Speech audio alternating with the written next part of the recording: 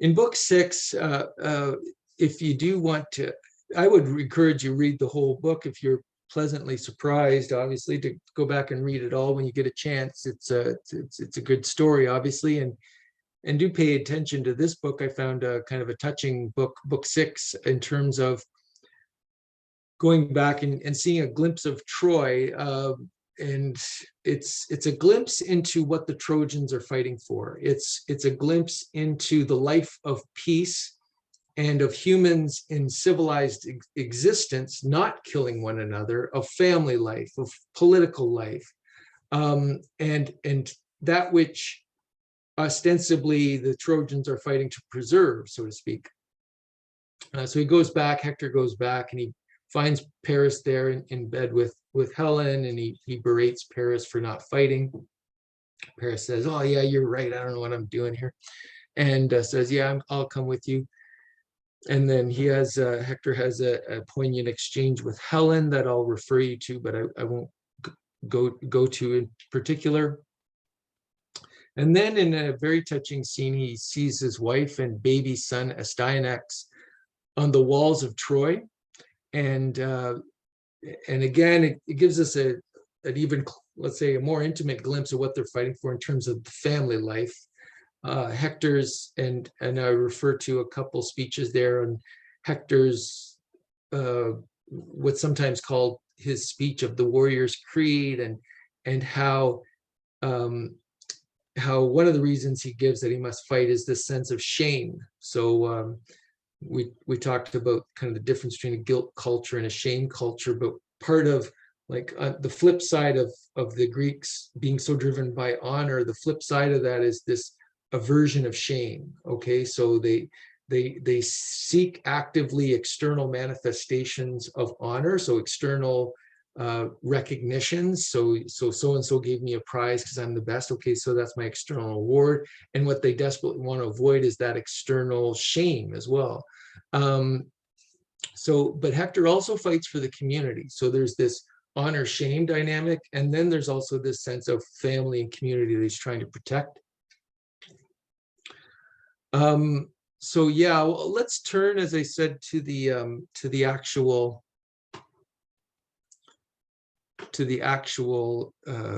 text and go through that. So this is book 6, or should be book 6.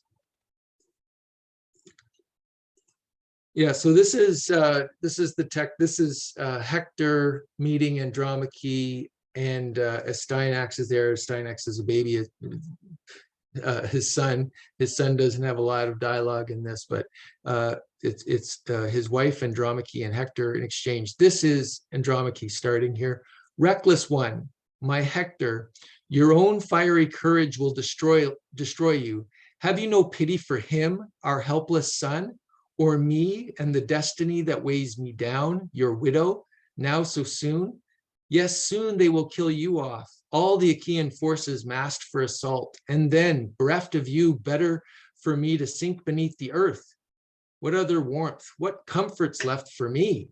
Once you have met your doom, nothing but torment. I have lost my father. Mother's gone as well.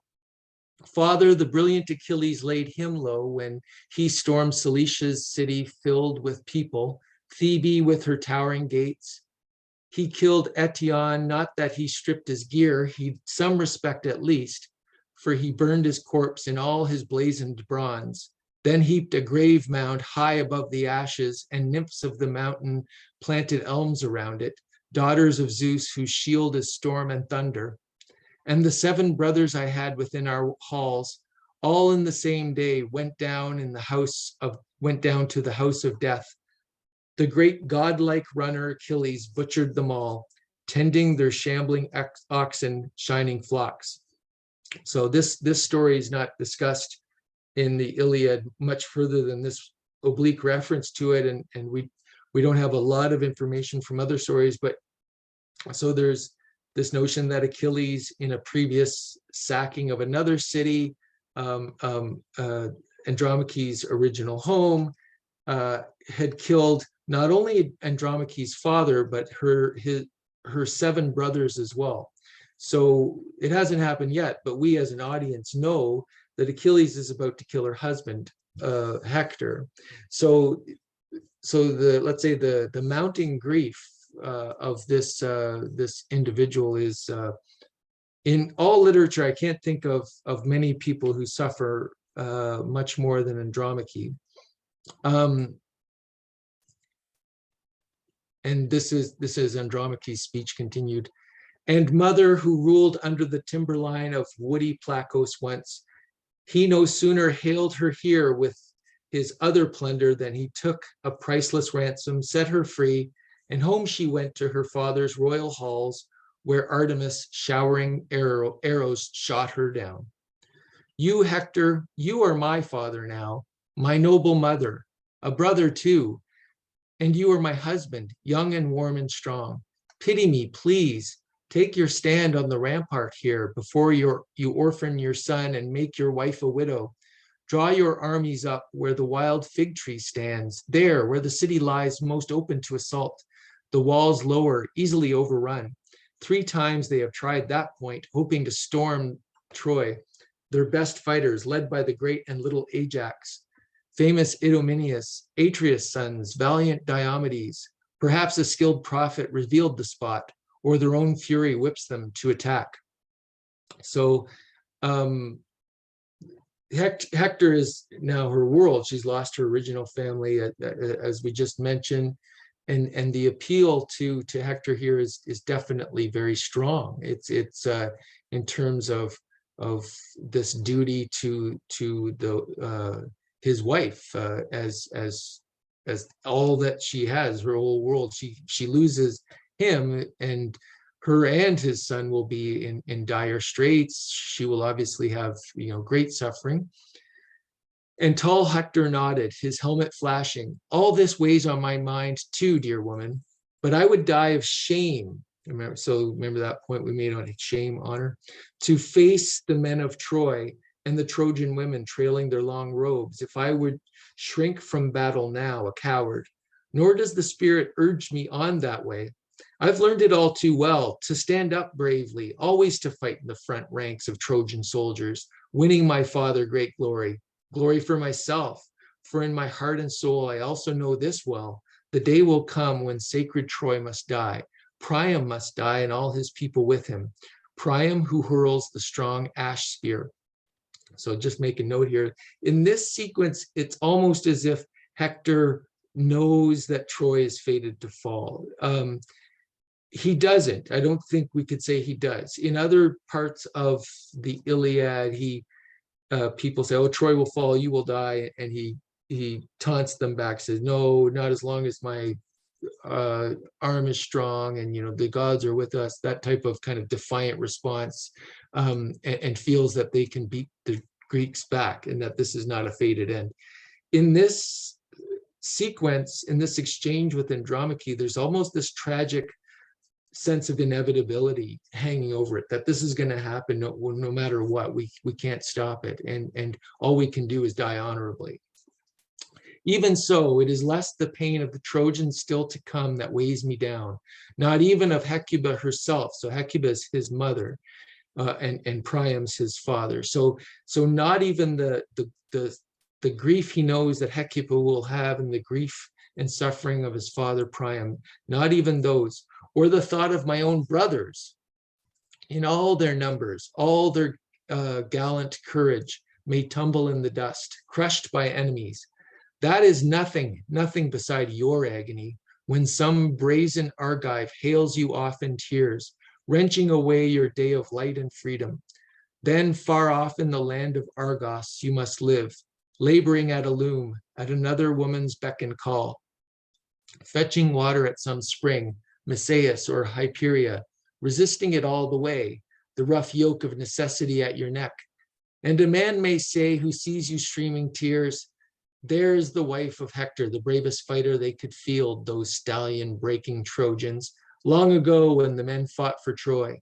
So he will say, and the fresh grief will swell your heart once more, widowed, robbed of the one man strong enough to fight off your day of slavery. So Hector's kind of looking forward to this day when Andromache will be taken off in slavery after the fall of Troy to some Greek and serve in some Greek land. And this, of course, happens, right, in later developments of the story, not depicted in the Iliad. It's hauntingly depicted, or at least the immediate aftermath of the fall of Troy, in a play of Euripides called The Trojan Women. And we see Andromache there, about to be sailed off in a ship with the Greeks who have now enslaved her, and Astyanax. We also see this in that play, where it's reported the how Astyanax is thrown off, the baby son of Hector and Andromache, thrown off the walls of Troy to die. So this kind of horrible fate for his family seems to be kind of this tragic inevitability in this scene. And as I said, it's depicted hauntingly in other works of literature that you may want to check out. So she closes her speech. No, no, let the earth come piling over my dead body before I hear your cries. I hear you dragged away. In the same, sorry, this is Hector. In the same breath, shining Hector reached down for his son, but the boy recoiled, cringing against his nurse's full breast, screaming out at the sight of his own father, terrified by the flashing bronze, the horsehair crest, the great ridge of the helmet, nodding, bristling terror, so it struck his eyes. And his loving father laughed, his mother laughed as well, and glorious Hector, quickly lifting the helmet from his head, set it down on the ground, fiery in the sunlight, and raising his son, he kissed him, tossed him in his arms, lifting a prayer to Zeus and the other deathless gods.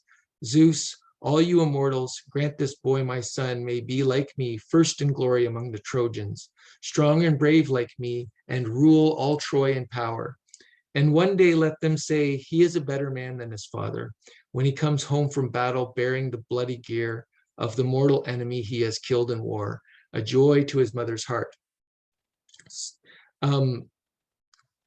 So I'll just, this scene with the helmet, I think it's a couple of things I want to point out. So first of all, so the helmet scares the baby. So he's about to reach, maybe give the baby a last hug and kiss before he takes off. And he's got this helmet that's shiny, but it also has this horsehair crest. So it scares the baby. The baby's kind of cringes away. In a way, it's kind of a little symbol for how war tears apart the family, how war keeps the father away, or puts a barrier between the father predominantly and family. Also, I want to point out that a very similar, let's say, theme will be presented in Aeneas, in the Aeneid. Okay, so here we have Hector being able to take off the helmet, and it becomes kind of a comedic little scene. It's still able to point, let's say, thematically or metaphorically to the fact that war is in a way tearing apart this family, but in the actual action, it's comedic and lighthearted. They're able to embrace. He hands back the baby. Aeneas, we'll see, never does. He only kisses his son Ascanius through a helmet.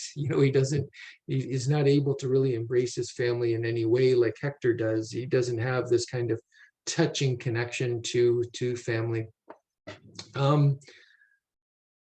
So Hector prayed and placed his son in the arms of his loving wife. Andromache pressed the child to her scented breast, smiling through her tears. Her husband noticed, and filled with pity now, Hector stroked her gently, trying to reassure her, repeating her name. Andromache, dear one, why so desperate? Why so much grief for me? No man will hurl me down to death against my fate. And fate, no one alive has ever escaped it, neither brave man nor coward. I tell you, it's born with us the day that we are born. So please go home and tend to your own tasks, the distaff and the loom, and keep the women working hard as well. As for the fighting, men will see to that, all who were born in Troy, but I most of all.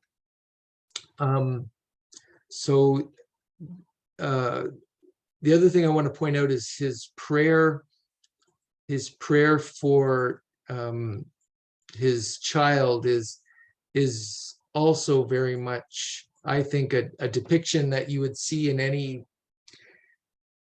a depiction of let's say a universal emotion or hopes and fears of a parent for their child is to hope that they could be more than the parent, that they would have the utmost happiness, that they could achieve more, even in this honor culture where I am best and I must rule all. The hope is for the child to achieve beyond and to be able to throw that stone a little bit further than the parent. So that's again a touching and a tragic scene, because we know that Astyanax will not be greater than his father. He will not live past this infancy.